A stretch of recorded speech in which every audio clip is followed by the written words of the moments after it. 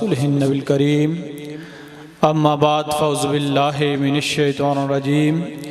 بسم الله الرحمن الرحيم قال الله تبارك وتعالى في القرآن المجيد ورفعنا لك ذكرك صدق الله مولانا العظيم وصدق الرسول النبي الكريم اما بعد فاعوذ بالله من الشيطان الرجيم بسم الله الرحمن الرحيم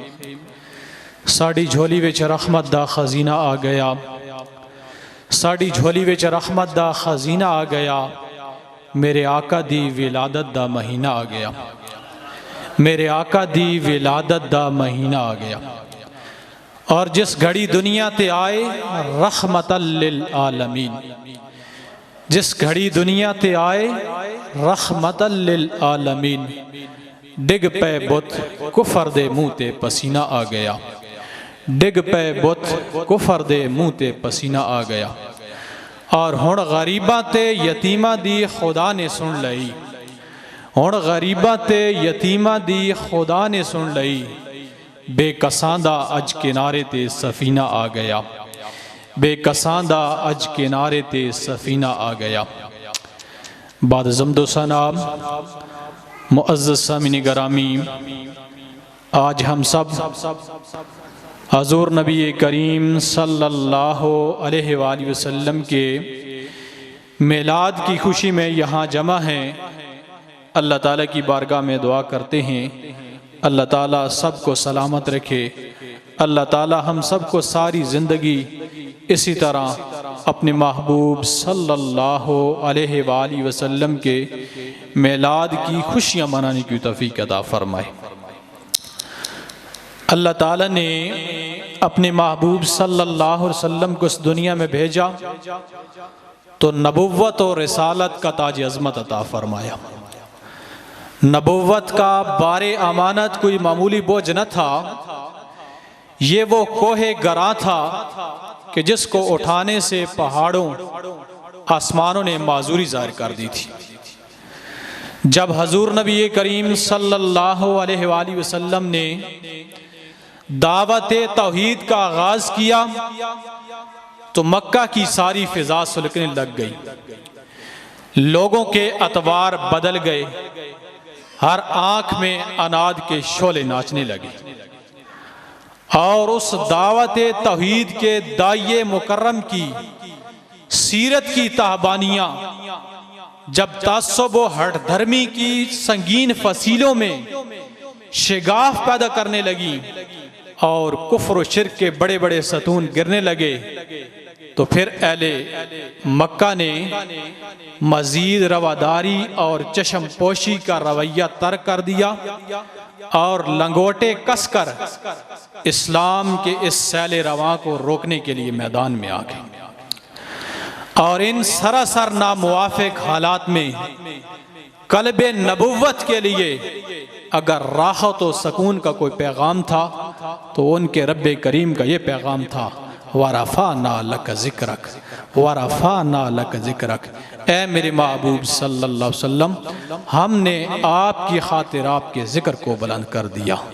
اے میرے محبوب صلی اللہ علیہ وسلم، ہم نے آپ کی خاطر آپ کے ذکر کو بلند فرما دیا۔ تو جس محبوب صلی اللہ علیہ وآلہ وسلم سے اپنوں نے آنکھیں موڑ لی تھی،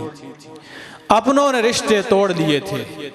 جس کی شمع حیات کو بجھانے کے لیے آندھیاں امڑ آ رہی تھی، ان کو ان کا رب یہ تسلیاں دے رہا ہے، وَرَفَعْنَا لَكَ ذِكْرَكَ وَرَفَعْنَا لَكَ ذِكْرَكَ، اے میرے محبوب صلی اللہ علیہ وسلم، ہم نے آپ کے ذکر کو بلند کر دیا۔ اور صرف عرب کے ریگزاروں میں ہی نہیں، مشرق و مغرب میں ہی نہیں، بلکہ فراز عرش پر بھی تیرے ذکر پاک سے بہار کا سما ہوگا۔ جہاں جہاں خالق کائنات کا ذکر ہوگا وہاں وہاں باعث تخلیق کائنات کا بھی ذکر ہوگا۔ آج کائنات کا گوشہ گوشہ سرکار دو عالم صلی اللہ علیہ وسلم کے ذکر سے منور ہے۔ اتنا ذکر ہم نے کسی کا ہوتے نہیں دیکھا جتنا ذکر سرکار دو عالم صلی اللہ علیہ وسلم کا ہو رہا ہے۔ صدیاں گزر گئیں،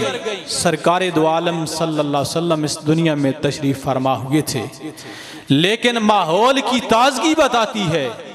جیسے ابھی ابھی سرکار دو عالم صلی اللہ علیہ وسلم یہاں سے ہو کر گزرے ہوں۔ تو پھر کہنا پڑے گا کہ زمین سے لے کے آسمان تک،